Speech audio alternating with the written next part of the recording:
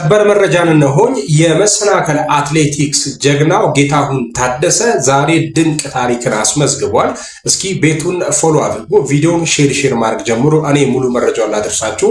በአዲስ አበባ ዓለም አቀፍ የአንድ ቀን የውድድር መድረክ የጌታሁን ታደሰ ድንቅ ድል እነሆኝ። በአዲስ አበባ አስተናጋጅነት እየተካሄደ በሚገኘው ዓለም አቀፍ የአንድ ቀን የውድድር መድረክ ኢንተርናሽናል ዋን ዴይ ሚቲንግ በወንዶች 400 ሜትር መሰናከል አትሌቲክስ ውድድር አትሌት ጌታሁን ታደሰ አስደናቂ ብቃቱን በማሳየት በአንደኝነት አጠናቋል። በከፍተኛ ፉክክር የታጀበው የዚህ ውድድር ውጤት እንደሚከተለው ቀርቧል። በአንደኝነት ደረጃ አትሌት ጌታሁን ታደሰ 51.4 ሰከንድ፣ በሁለተኛ ደረጃ አትሌት ተሻለ አየለ 51.51 ሰከንድ፣ በሶስተኛ ደረጃ አትሌት ሳይዛን ገብረ እግዚአብሔር 52.2 ሰከንድ።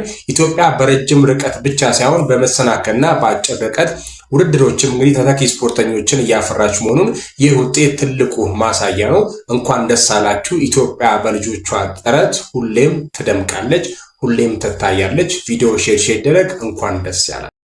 ሰበር መረጃን እነሆኝ። እንኳን ደስ ያላችሁ ኢትዮጵያ የሩጫን ውድድር ልታዘጋጅ መሆኑ ተሰማ። ያውም በወርቅ ደረጃ ማለት ነው።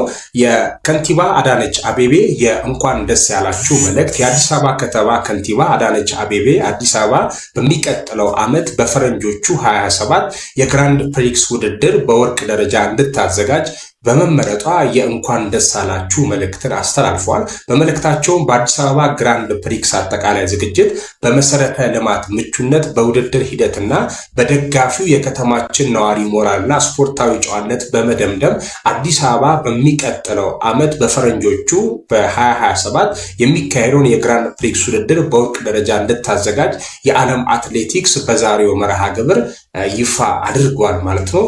ዳርማጮቼ እንኳን ደስ ያላችሁ። መረጃ ሼር አድርጉም። አዳዲስና ትኩስ መረጃዎች ቤቱ ፎሎ ይደረግ። ይሄ ሰበር መረጃን እነሆኝ። ጋቢ ቶማስ በኢትዮጵያ ምድር ድል ቀንቷታል። የፓሪስ ኦሎምፒክ የ3 ወርቅ ሜዳሊያ ባለቤት አሜሪካዊት ገብርኤላ ቶማስ በኢትዮጵያ ለመጀመሪያ ጊዜ ባደረገችው የ100 ሜትር ሩጫ ድንቅ ብቃቷን አሳይታለች።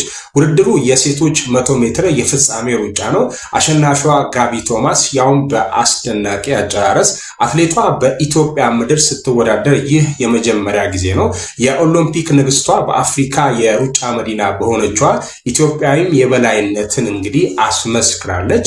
የሲደመር ምልክቷን ንኩ። ለአዳዲስና ትኩስ መረጃዎች ቤቱ ፎሎ መደግ እንዳይረሳ።